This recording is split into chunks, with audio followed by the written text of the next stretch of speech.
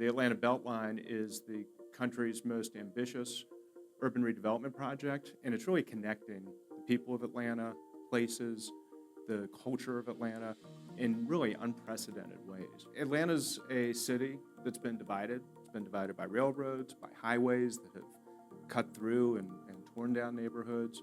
It's got a history of racial and socioeconomic inequality. And the Beltline is going to knit us back together, right? It is currently today connecting people, it's connecting places, it's connecting residents to economic opportunity. The Legacy Resident Retention Program was launched in 2020 to help mitigate displacement as a result of rising property taxes. So it gives legacy residents the ability to remain in their homes and then also preserve generational wealth as it results from home ownership. They've frozen my taxes as of 2017. They're paying the increase over that through 2030.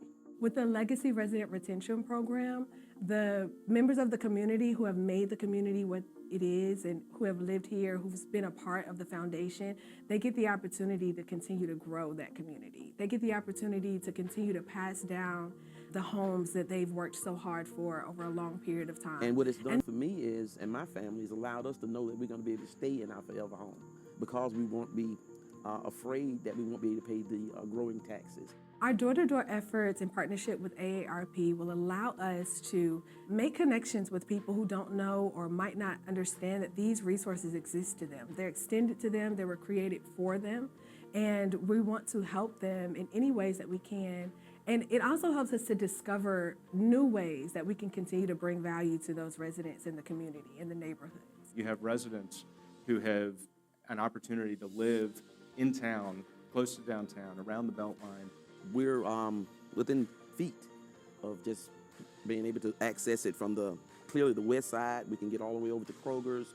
It has expanded just what we can do walking wise, riding a bike if you choose, or whatever it is that comes to you. You can just get somewhere without being in a car. When you hear about infrastructure building, you hear about developing a city, a lot of times people are left out of those conversations or just not considered at all. And what I think is really powerful and impactful is that they have created side by side the answer to some of those fears that residents or neighborhoods might have as they develop by making sure that people are not displaced